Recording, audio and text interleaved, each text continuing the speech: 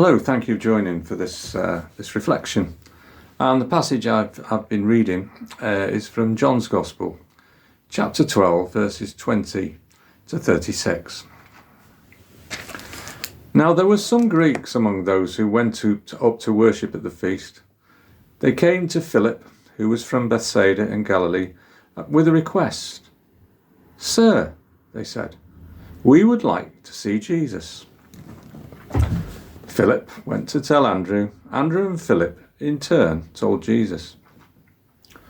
Jesus replied, "The hour has come for the Son of Man to be glorified.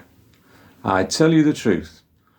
Unless a grain of wheat falls to the ground and dies, it remains only a single seed. But if it dies, it produces many seeds. The man who loves his life will lose it. The man who hates his life in this world will keep it for eternal life. Whosoever serves me must follow me. And where I am, my servant also will be. My Father will honour the one who serves me. Now my heart is troubled, and what shall I say? Father, save me from this hour?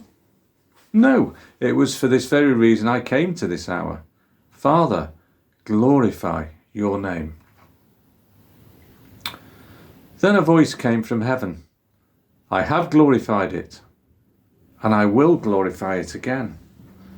The crowd that was there and heard it said it had thundered. Others said an angel had spoken to him. Jesus said, "The voice was for your benefit, not mine. Now is the time for judgment on this world. Now the prince of this world will be driven out. But I, when I am lifted from the earth, will draw all men to myself." He said this to show the kind of death he was going to die. The crowd spoke up. "We have heard from the law that the Christ will remain forever. So how can you say the Son of the Man must be lifted up? Who is this Son of Man?" Then Jesus told them, "You are going to have the light just a little while longer. Walk while you have the light, before darkness overtakes you. The man who walks in the dark does not know where he is going.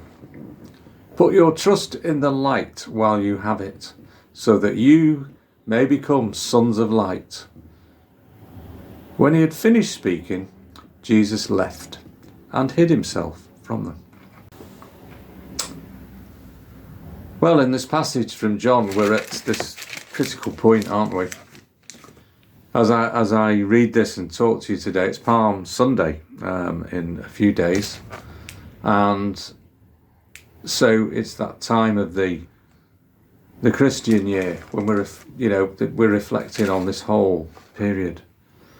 The triumphal entry coming up on Sunday, and then closely after that passage in John, which is at the sort of starts at verse 12 in chapter 12. We're now we're looking from verse 20 to 36, when Jesus is speaking to some people who wish to see him. And as ever, Jesus doesn't tell people perhaps what they expect to hear.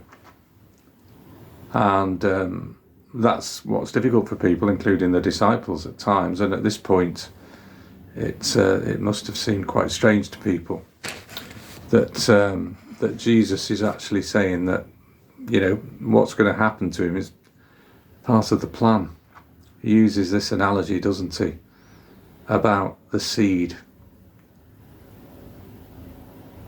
So it's like the seasons, isn't it? You go through a period when things are falling off and landing on the ground, apparently dead, but that's where the new life comes. It produces many seeds, and that's the mindset, I suppose, he's saying we need to have. If we want to hang on to everything that we've got in the here and now, we're kind of missing the point. The man who loves his life will lose it, Jesus says. or the man who hates his life in this world will keep for eternal life. Whoever serves me must follow me. So Jesus is putting down this fairly stark message, really, isn't he? That it isn't about this here that we've got all around us and being here, and that's not about that. And he goes on to talk about what is going to happen in this unfolding few days as we go ahead. So next week into Maundy Thursday and Good Friday.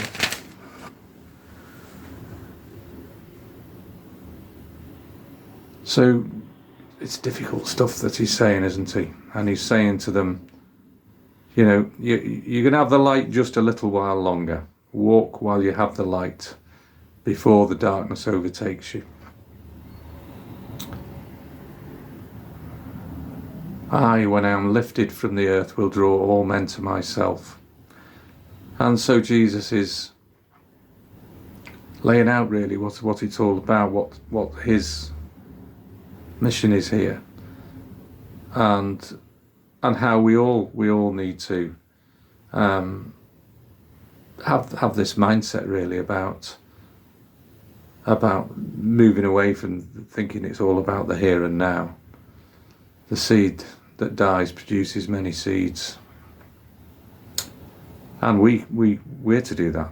We're to produce the seeds. We're to carry on if we follow Jesus as Christians. Thank you.